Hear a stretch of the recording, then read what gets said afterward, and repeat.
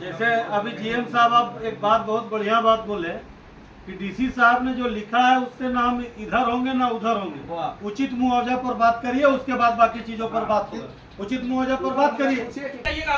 Clear प्रावधान है कि बिना सेफ्टी सुपरवाइजर का आप काम नहीं कर सकते हैं। सेफ्टी सुपरवाइजर के बिना आप कैसे काम वहाँ पे मतलब काम करवा रहे हैं, कोई देख नहीं रहा है। अगर अभी जो जवाब दे रहा है, लेकिन हाँ सीसीएल प्रबंधन काम यहाँ इस बात का गलती रखते हैं कि अगर आपको आग बुझाने का काम दिया गया, लेकिन आपने सेफ्टी प्रावधानों का कहीं भी ख्याल नहीं रखा। सेफ्टी एक्ट 1948 सेक्शन 38 में वो फायर सेफ्टी ऑफिसर था क्या, या फिर वो ट्रेन पर्सन था, या फिर कोई सेफ्टी सुपरवाइजर का कंट्रोल में काम हो रहा था।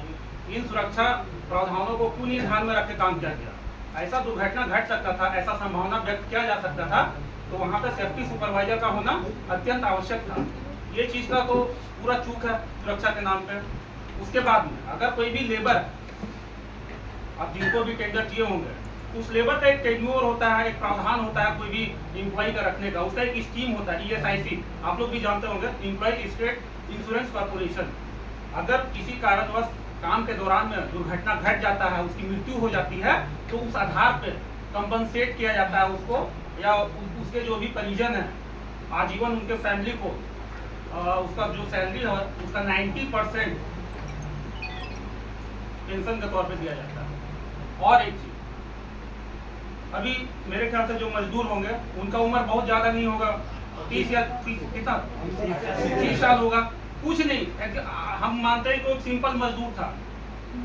अभी डेली वेजेस क्या है, मिनिमम 524 रुपया जो झारखंड गवर्नमेंट का है, आप उस आधार पे कैलकुलेट कर लीजिए, ठीक है। जो हम लोग कंपनसेशन राशि को तय कर रहे हैं उस आधार पे कंपनसेट कीजिए उनको। आखिर आप लेबर को रखे तो किन प्रावधानों पे रखें? आप ऐसे ही झोंक दीजिएगा उसको आग में, उसका कोई नहीं है, कोई माँ बाप नहीं है। तो इन प्रावधानों पर रखते हुए जिम्मेवारी लेना होगा, या तो सीसीएल जिम्मेवारी ले, या तो फिर जिला प्रशासन। कहीं ना कहीं राजकीय राजस्व को क्षति पहुंच रहा था वहां पे, और वो राजकीय राजस्व को बचाने के लिए काम किया जा रहा था। जो कोयला वहां पे जल रहा था वो किसी का बपोती प्रॉपर्टी नहीं था, वो सरकारी प्रॉपर्टी था। तो ये सरकार का पूर्णतः जिम्मेवारी बनता है, उस फैमिली का पूर्ण जिम्मेवारी ले, और जो भी कंपनसेशन है, जो मजदूर का जो डेली वेजेस था उस आधार पे जो उसका लेफ्ट ईयर बचा हुआ था, अकॉर्डिंग टू इंश्योर्ड पॉलिसी, जो इंश्योरेंस नॉर्म कहता है, उसके आधार पे मुआवजा राशि तय किया जाए। और जो भी राशि बन के आता है, अगर महीना का 10,000 कमा रहा है, साल का 1,20,000 रुपया कमाता है, 30 साल उसका उम्र बचा हुआ था रिटायरमेंट एज का, आप उस आधार पे 36 लाख रुपया तो ऐसे ही मुआवजा बन रहा है। बाकी आप देख लीजिएगा, बहुत सारा प्रावधान है। प्रावधान में आता है भाई PF स्कीम रहता है, ग्रेच्युटी रहता है, ये सब प्लान किए नहीं किए, या मजदूर को सिर्फ मारने ही के लिए लाए थे, तो ये कहीं से भी तार्किक नहीं है। मैं हम लोग एक उचित मुआवजा के लिए आए हैं। बाकी जो सरकारी कंपनसेशन है, जो भाई दुर्घटना, और इसको दुर्घटना नहीं बोल सकते हैं, ये कोई नेचुरल हैजार्ड से नहीं हुआ है, या कोई प्राकृतिक आपदा से नहीं घटा है ये घटना, ये सेफ्टी में चूक की वजह से घटना घटा है। तो इन चीज आप मतलब ये सब चीज को आप दरकिनार करके नहीं चल सकते। सेफ्टी में चूक हुआ है तभी ये घटना घटा है। अगर वहां पे सेफ्टी सुपरवाइजर होता, उनके निगरानी में काम होता, इतनी बड़ी घटना नहीं घटती। अगर ठीक है उसको बचाने का प्रयास किया गया, जो भुक्तभोगी हैं उनके साथ में था, उन्होंने बोला कि हम उनको क्या बोल रहे थे, गमछा दे रहे थे। काश उनके कमर में बेल्ट बांधा जाता, सेफ्टी सुपरवाइजर के अंदर में अगर काम होता तो उनको खींच लिया जाता, ये घटना नहीं घटता। तो चूक सीसीएल के भी लापरवाही से हुई है। अगर इनको काम का जिम्मेवारी जिला प्रशासन सौंपी तो ये अपने काम पे खरा नहीं उतरे, तो ये पूरी जिम्मेवारी इनकी बनती है। और हम लोग ग्रामीणों के साथ में हैं, उचित न्याय मिले, जो भी परिजन का डिमांड है उसके आधार पे काम किया जाए, यही बोलना है। सेफ्टी पैरामीटर तो होता है ना कि अगर आप इसमें लगाएं, जो लाया गया था कॉन्ट्रैक्टर बेसिक पे लाया गया था। पहली बात तो सेफ्टी उसका कोई आधार नहीं बनाया, कुछ भी नहीं। अगर सेफ्टी बेल्ट लगाया हुआ रहता, रस्सी बांधा हुआ रहता, वो नीचे जाता ही नहीं जाता, उसको पकड़ के लड़का रहता जो भी उसके साथी था, जैसे वो गिरता उसको खींच लिया जाता, ठीक है। तो वो जानबूझ के, अभी जो रविदा हमारे बोल रहे हैं, वो जानबूझ के उसको मरने के लिए छोड़ा गया, ठीक है एकदम। अगर सेफ्टी सुपरवाइजर रहता तो ये चीज होता नहीं, क्योंकि उसको नजर के सामने वो वर्क होता, वो जो हालात अभी हुआ है ना वो चीज नहीं पैदा होता वहां से। तो सबसे पहली बात थी, जो पीड़ित महिला है उनका तो जो छोटा छोटा बच्चा है, वो बेसिक तो जो आप लिखे हैं वो तो रहेगा ही रहेगा, लेकिन सीसीएल में उसको परमानेंट नौकरी चाहिए। वो आप कैसे करिएगा उसको देखिए, मुआवजा तो मिलेगा ही मिलेगा, लेकिन उसको नौकरी चाहिए। हाँ परमानेंट में चाहिए उसको। 3-4 बार हमने बात की है, तीनों 4 बार हमको यही रिपोर्ट मिला है कि भाई आप इसके आपको कम्युनिकेट कीजिए प्रॉपरली कि आप डीसी साहब के निर्णय के साथ हैं। मतलब मैं डीसी साहब जो बोले हैं हेलो, डीसी साहब जो लिख के दिए उसको हम बता देना चाह रहे हैं, उसमें कहीं से भी न्याय संगत नहीं है। पहला उनका देखिए क्या है, पारिवारिक हित में लाभ योजना। लाभ योजना में वो क्या देंगे? 20-30 हज़ार उसके बाद बोलते हैं आवास योजना, मतलब मरने का हम लोग इंतजार करेंगे आवास के लिए मैम। उसके बाद तीसरा पॉइंट उसका क्या है, सरकारी प्रावधान के अनुसार उचित मुआवजा। कुछ उचित में क्या है, कुछ तो स्पष्ट है नहीं। फिर अगला पॉइंट है प्राथमिकता के आधार पर जिला में कॉन्ट्रैक्ट बेसिस पर बहाली होगा। बताइए, जिनका परिजन चल गया कॉन्ट्रैक्ट में 5 बच्चा पोस्ट लेगी दोनों को, कॉन्ट्रैक्ट में कितना देगा? हत्या का जिम्मेवारी आप लेते हैं, इस मौत उसके का बाद जिम्मेवारी आप लेते हैं। सुनिए, रवि डायरेक्ट पॉइंट है उनका, 10 वर्ष की बच्ची का कस्तूरबा में नामांकन होगा। बताइए, कस्तूरबा में तो कोई भी पढ़ता है आजकल, ये कोई तो बहुत बड़ा एहसान नहीं है। ये कंपनसेशन हुआ नहीं। कंपनसेशन कहीं से भी नहीं।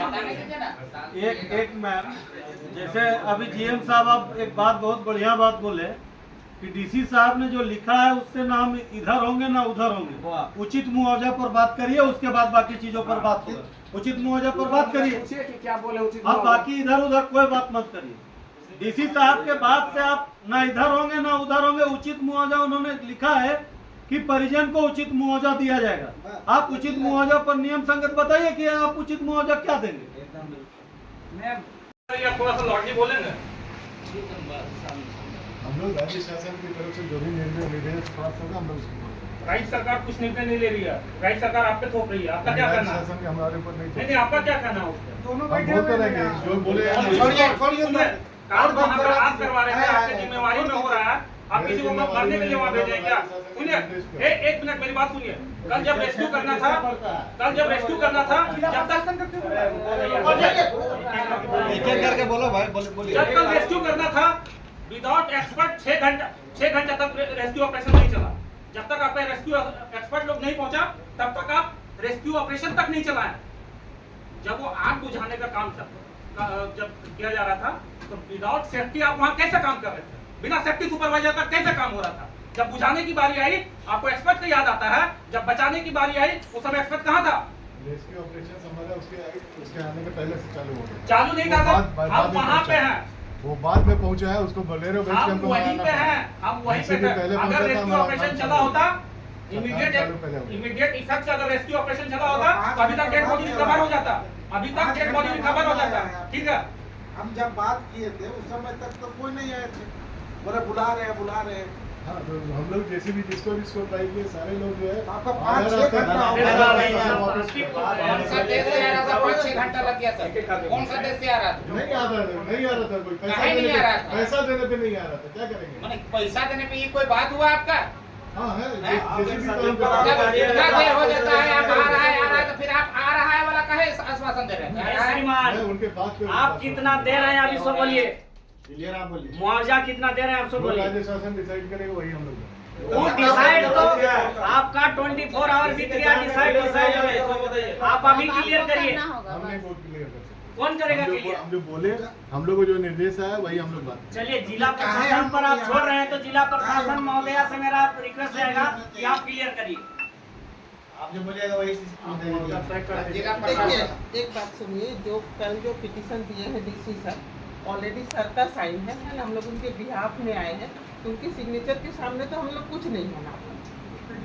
मैम ये जो प्रावधान जो लिखा हुआ है आवेदन में, ये हमको नहीं चाहिए। ठीक है, हमको नहीं चाहिए ये प्रावधान। आप हमको नौकरी दिलवाइए कंपनी में। देखिए, डीसी साहब का जो लिखा हुआ है ना, यहाँ उचित मुआवजा लिखा हुआ है। अगर डीसी साहब मेरा- देने के लिए तैयार हैं तो क्या डीसी साहब हत्या का जिम्मेवारी ले रहे हैं क्या? आखिर यहाँ तो जिम्मेवारी लेने के लिए लोग तैयार नहीं है कि भाई जीएम साहब हम बोल रहे हैं कि मेरा कोई दोषी वार नहीं है, जिला प्रशासन बोल रही है कि हम लोग कहीं से इन्वॉल्व नहीं है। आखिर जिम्मेवार कौन है बताइए? आखिर वहाँ जो काम किया जा रहा था वो किसके लिए किया जा रहा था? सरकारी जो प्रॉपर्टी था उसको बचाव के लिए काम किया जा रहा था, तो फिर उसका जिम्मेवार कौन होगा? ये पहले आप लोग डिक्लेयर कर लीजिए, तब फिर हम लोग उनसे लड़ेंगे। या तो मैनेजमेंट से लड़ते हैं या फिर जिला प्रशासन से लड़ते हैं। जिला प्रशासन के कहने पे ये लोग काम कर रहे थे, तो फिर ये लोग जिला प्रशासन का कहना तक नहीं मान रहे हैं। जब इनको काम का जिम्मेवारी सौंपा गया, अब किसी भी विदाउट एक्सपर्ट पर्सन को आप वहाँ पे काम करने के लिए भेज देते हैं, उनकी मौत हो जाता है, उसका जिम्मेवारी लेने को तैयार नहीं है, मतलब कोई भेड़ बकरी है। अगर आज एक बाइक का भी किसी बाइक के कारण अगर किसी व्यक्ति का दुर्घटना भी हो जाता है तो उसका करोड़ों का मुआवजा का प्रावधान है थर्ड पार्टी इंश्योरेंस के तहत में। 40,000 50,000 का बाइक है, अगर उसका उस बाइक से ठोक देता है ना मैम, तो उसको उस मुआवजा का प्रावधान है जो इंश्योरेंस पॉलिसी है उसके तहत में। अब जब वहां पे इतना बड़ा आग लगा हुआ है, बिना सेफ्टी का चूक के वजह से वहां पे दुर्घटना घट गया, आदमी मर गया, उसके बाद आप लोग जिम्मेवारी लेने के लिए तैयार नहीं है। क्या करता है फायर सेफ्टी एक्ट 1948? आप बता दीजिए हमको, सेक्शन 38 में क्या प्रावधान है आग बुझाने का, आपको पता है? अब ऐसे कैसे आग बुझवा दे रहे बिना एक्सपर्ट का? आप जिम्मेवारी नहीं ले रहे, ये क्या बात हुई? जिम्मेवारी कौन लेगा? आपको अगर काम का जिम्मेवारी दिया गया जिला प्रशासन की ओर से, आप कैसे पलटे झाड़ रहे थे? कैसे पलटे झाड़ रहे कि मेरा कोई जिम्मेवारी नहीं है, मौत हो चुका है किसी व्यक्ति का, आप इस तरह से बात कर रहे हैं? क्या है मतलब? आपका कोई दायित्व नहीं बन रहा है, कंपनी आप ऐसे ही चला रहे हैं क्या? That is the property of government, not individual one. तो you have to implement the norms of government. अगर कोई मनरेगा का भी एम्प्लॉय अगर दुर्घटना में मर जाता है ना, उसका भी एक मुआवजा का प्रावधान है। आपका क्या प्रावधान है? सेफ्टी का क्या प्रावधान था? मजदूर वहां पे ऐसे ही झोंक दीजिएगा आप, बिना सेफ्टी का कैसे चला गया वहां पे? वहां घेराव तक नहीं किया गया है, कोई भी आम पब्लिक वहां चला जा रहा है, उस एरिया को आप घेराव किए, आपके जिम्मेवारी में आपके अधिकार क्षेत्र में था, तो अब क्यों नहीं उस एरिया को घेराव किए? अधिकार क्षेत्र में नहीं था, आपको जिम्मेवारी किया नहीं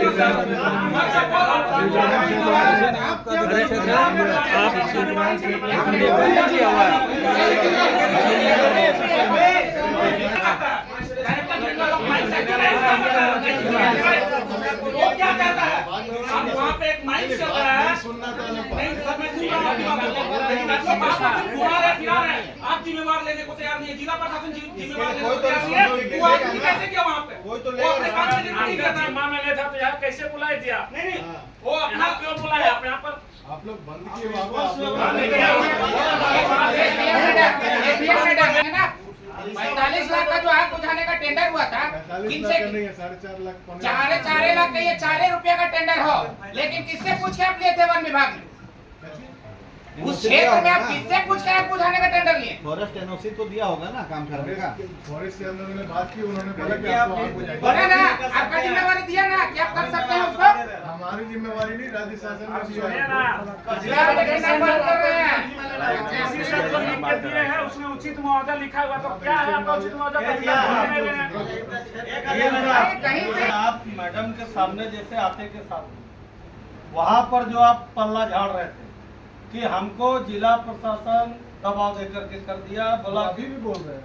सुन तो लीजिए पूरा पूरा पूरा बात को होने दी, चाहे तो भसुर मानिए चाहे भौजाई मानिए, कि जब मन करे कि भौजाई मन के मजाक कर लिए और जब हमरा बारी आया तो हम भावो मानते हैं, वैसा नहीं चलेगा। आपने कहा स्पष्ट रूप से कि उपायुक्त रामगढ़ ऑल इन ऑल है, उपायुक्त रामगढ़ के द्वारा जो लिख करके दिया गया हम उसको मानेंगे, आपने कहा। और उसमें स्पष्ट रूप से डीसी साहब ने लिख करके दिया है कि विधि सम्मत उचित मुआवजा दिया जाएगा, आप उसको मानिए, उस पर बात करिए, ज्यादा बात करने से क्या मतलब? 2 दिन में आग बुझ जाएगा जैसे सिचुएशन है। हम आपके आग बुझाने से संतुष्ट नहीं है सर, हम टेक्निकल बात करते हैं, हम टेक्निकल बात करते हैं सर, हम संतुष्टि हम नहीं है आपका आग बुझाने से।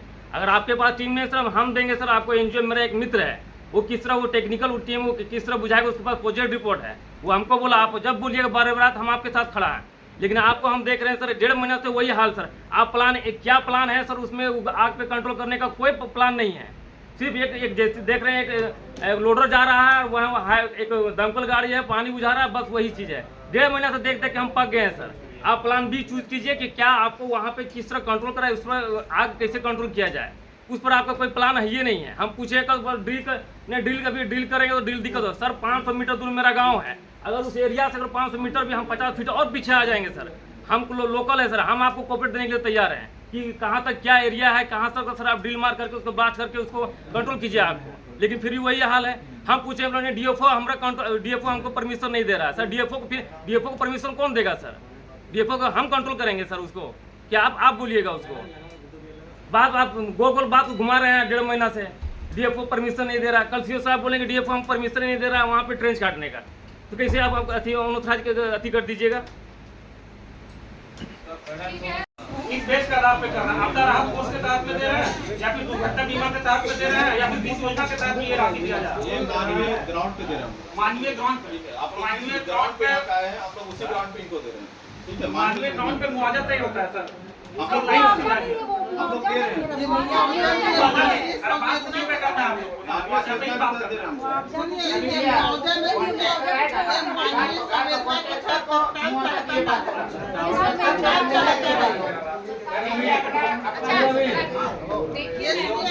संवेदना के तहत जैसे जीएम साहब का जो बात आया, जिला प्रशासन का जो बात आया, वो जमीन है फॉरेस्ट, बबीता जी बढ़िया ना। ये क्लियर है कि वो जमीन है फॉरेस्ट है मैडम? ये उसको फिर एक मिनट, ये नोटिस करने वाला चीज है। फॉरेस्ट का जमीन है, फॉरेस्ट में आग लगा, जिला प्रशासन सीसीएल को भुताने का जिम्मा दिया, लेकिन आज जिला प्रशासन भी है, आपका सीसीएल भी है, लेकिन फॉरेस्ट का एक भी प्रतिनिधि भी उपस्थित है? कोई नहीं है उसका, फॉरेस्ट रेंजर है, माने NDFO है। इतना मैडम नहीं होना चाहिए। ह्यूमैनिटी भी कोई चीज है। फॉरेस्ट में एक मिनट भैया, आप बोल रहे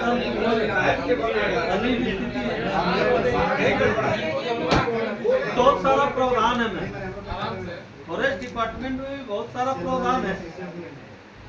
उसका पशु पक्षी का अगर कुछ नुकसान हो जाता है तो उसका भरपाई के लिए होता है, हाथी मार देता है उसका लिए नुकसान होता है। यहाँ तो फॉरेस्ट के गलती से कैसे वहाँ पर चोरी हुआ, और खदान कैसे बना, फॉरेस्ट डिपार्टमेंट कहाँ सो रहा था? जब अवैध मुहाना बना तब तो वहाँ पर आग लगा। अभी आप लोग घाटों में, हमको लगता है जिला प्रशासन का पूरा टीम बीते कई दिनों से वहाँ पर अवैध उत्खनन हो रहा था, लेकिन कभी उसका मुहाना बंद नहीं किया गया। जब सीसीएल को उसको अधिकृत क्षेत्र बना करके देने का जरूरत हुआ, डीसी साहब, एसपी साहब, एसडीएम साहब, एलआरटीसी मैडम, सीओ साहब, मैंने पूरा कुंबा जिला प्रशासन का कि भाई वहाँ रैयतों का जमीन कैसे हम सीसीएल को दे दे, कैसे उसका अधिकृत क्षेत्र बना दे। ऐसे में कौन होता ना मैडम कि भाई जमीन हमको लेना है, उस समय रैयत को इतना मीठा मीठा बोला जाता है, और जब रैयत अधिकृत क्षेत्र बना देता है उसके बाद रैयत कहाँ जाता है? आखिर सबको रिस्पॉन्सिबिलिटी से भाग रहे हैं, सीसीएल पूरे तरीके से भाग रहा है, फॉरेस्ट डिपार्टमेंट का कोई प्रतिनिधि तक उपस्थित नहीं है। डीएफओ साहब को भी फोन किया गया, उनके तरफ से भी कोई पॉजिटिव रिस्पांस नहीं है। ये तो उन्हीं का भूमि था ना, वन भूमि में ये घटना घटा, वन भूमि में आग लगा, तो उनका भी तो कोई आना चाहिए। मुद्दे पर कम से कम आना चाहिए मैडम। डीएफओ साहब का लिख दे कि भाई सही में ये घटना घटा है। अभी आप देखिए डेड बॉडी में आप अच्छा वहाँ वो प्रमाण मिल जाएगा, अभी जांच के आधार पे वो देख के जो तय करेगा वो निर्णय आप मानिएगा। आप डीसी सर से कांटेक्ट कीजिए कि जो कंपनसेशन एक्ट है 1923 उस आधार पे यहाँ पे कंपनसेशन दिया जाए। जो भी मजदूर है जिसका डेली वेजेस का जो प्रावधान है, क्योंकि मजदूर मेरे लिए नहीं काम कर रहा था, किसी और के लिए नहीं काम कर रहा था, सरकारी प्रॉपर्टी को बचाने के लिए काम कर रहा था, और वो किसी का आदेश से ही काम कर रहा था, वो खुद से वहां पे नहीं गया था। तो पूर्णतः किसी को जिम्मेवारी लेना होगा इस घटना का। आप लोग जिम्मेवारी नहीं लेंगे तो उनको न्याय कहाँ से मिलेगा? भारत लोकतांत्रिक देश है, लोकतंत्र का भी ख्याल रखिए थोड़ा सा भी, और इस लोकतांत्रिक देश में उसके साथ में न्याय हो, हम यही चाहते हैं। अब जो कंपनसेशन एक्ट कहता है आप उसी आधार पर मुआवजा तय कर लीजिए। इंश्योरेंस पॉलिसी जो कहता है उस आधार पर आप मुआवजा तय कर लीजिए। जिला प्रशासन पे थोप रहे हैं आप लोग बात रखिए, या डीएफओ साहब से आप लोग कांटेक्ट कीजिए या फिर डीसी साहब से कांटेक्ट कीजिए कि भाई वो एक मजदूर था, डेली वेजेस में काम करने वाला था, उसका क्या उचित मुआवजा हो सकता था? वो सरकारी प्रॉपर्टी का रक्षा के लिए दिया हुआ था, अपना घर का प्रॉपर्टी को नहीं बचाने के लिए दिया हुआ था। तो आप जिला प्रशासन जिम्मेवारी ले इस चीज का, और जिला प्रशासन तय करे कि भाई मैनेजमेंट हमको इस तरह का जवाब दे रहा है। लेकिन हाँ, सीसीएल प्रबंधन काम यहाँ इस बात का गलती रखते हैं कि अगर आपको आग बुझाने का काम दिया गया, लेकिन आपने सेफ्टी प्रावधानों का कहीं भी ख्याल नहीं रखा। सेफ्टी एक्ट 1948 सेक्शन 38 पर आप जाइएगा, उसमें क्लियर प्रावधान है कि बिना सेफ्टी सुपरवाइजर का आप काम नहीं कर सकते हैं। सेफ्टी सुपरवाइजर के बिना आप कैसे काम वहाँ पे मतलब काम करवा रहे हैं? कोई देख नहीं रहा है। अगर अभी जो भुक्तभोगी है ना, उसके साथ में जो था पीड़ित के साथ में, वो आदमी बोला हम गमछा दे रहे थे। काश उसके पास में अगर सेफ्टी सुपरवाइजर होता, देख रेख करने वाला लोग रहता, बेल्ट बंधा हुआ रहता, उसको खींच दिया जाता, इतना टाइम भी नहीं लगता। सेफ्टी का चूक की वजह से उसका मौत हुआ है। ये लोग कुछ भी हो, ये चीज आपको एक्सेप्ट करना पड़ेगा मैम। ये दुर्घटना नहीं है, ये कोई नेचुरल हजार्ड नहीं है, प्राकृतिक आपदा भी नहीं है, ये किसी सुरक्षा में चूक की वजह से ये घटना घटा है। तो अब ये चीज को आप लोग क्यों नहीं एक्सेप्ट कर रहे? आप मनरेगा मजदूर का क्या आप लोग रखे हुए हैं कंपनसेशन का प्रावधान? एक मनरेगा मजदूर अगर काम करते करते दुर्घटनाग्रस्त हो जाता है, मर जाता है, तो उसका क्या प्रावधान है? उसको भी क्षतिपूर्ति देने का प्रावधान है। हेलो रवि, हाँ सर, लंबी लंबी बातें करने से नहीं होता है। जो चीजें हैं उसको, अभी मैडम है, लंबी लंबी सुनिए मेरी बात समझिए। जो हो चुका है, सुनिए मेरी बात, जो हो चुका है वो पुनः वापस नहीं आ सकता है, ठीक है। अब जो हो चुका, जो घटना घट गई है उसकी बात को वहीं पर आप अंत कीजिए, बाकी चीजें जो है उन पर बात कीजिए। सर उन्हीं आप अगर ध्यान दिया जाएगा तो फिर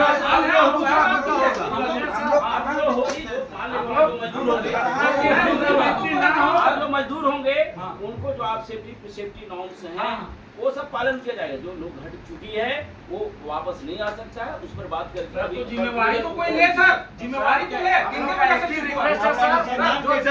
हम केस किए, आपके पास केस करके दिए। उचित राशि मिल जाए ताकि लोग पढ़ाई लिखाई करें, हम लोग का प्रोफेशन में काम करें। जिम्मेवारी लेने के लिए तैयार नहीं है, राशि कैसे तय होगा? उचित होना चाहिए। 2 लाख दे दीजिएगा, कोई बड़ी बात नहीं है। राशि कैसे तय होगा? बस यही अभी 2 पॉइंट है, तो उसी बात करें। बात कीजिए कि क्या कुछ नहीं चाहिए। नहीं, बिल्कुल ये आपकी बात बहुत सही है और नियम संगत अगर कोई आप बात रख रहे हैं तो हम लोग भी उसका स्वागत करते हैं।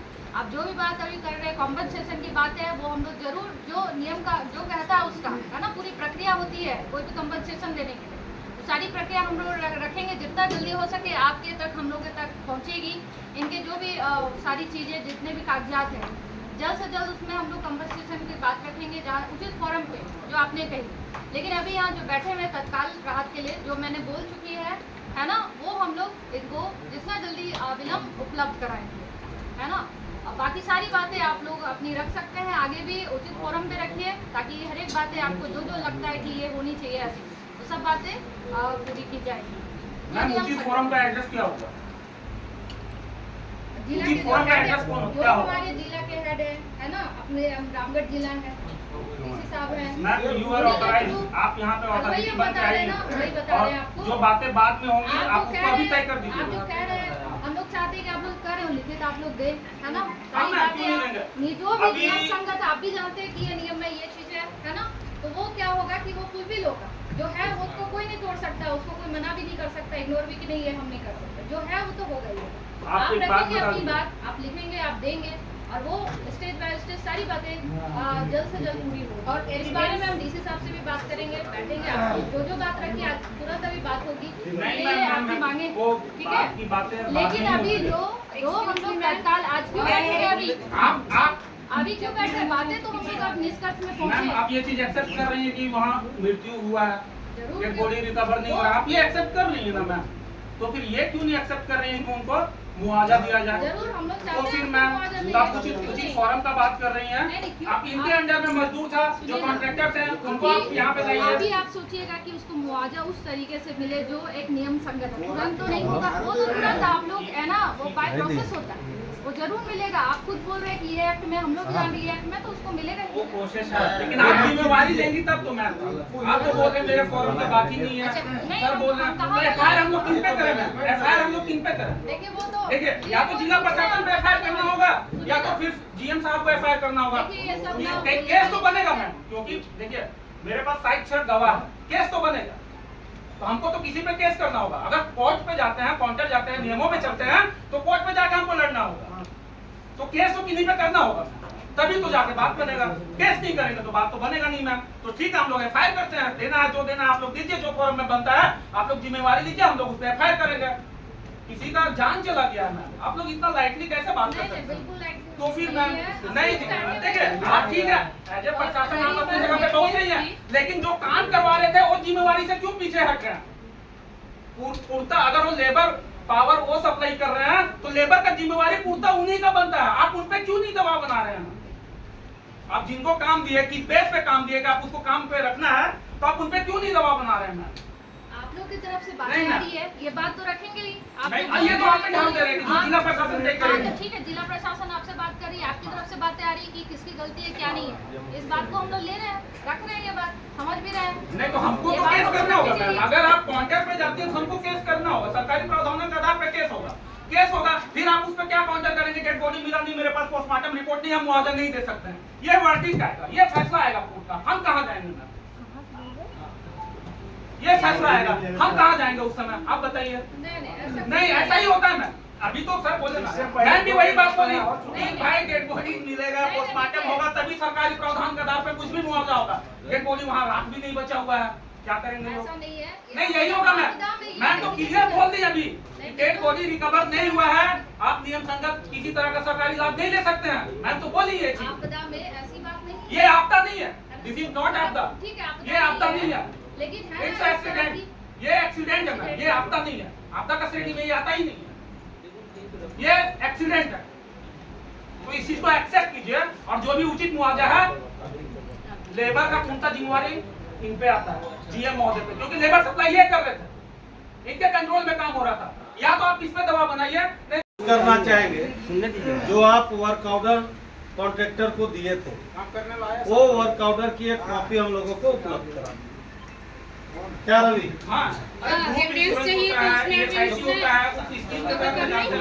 देखिए जो साथ में मैडम SOP जो साथ में ड्यूटी कर रहा था। अरे सब चुप रहिए ना जी, एक बार बोलिए, एक बार में सब बोलते हैं आप लोग। जो साथ में ड्यूटी कर रहा था वो भी यहाँ पर उसका एक वर्क ऑर्डर हम लोगों को दिलवा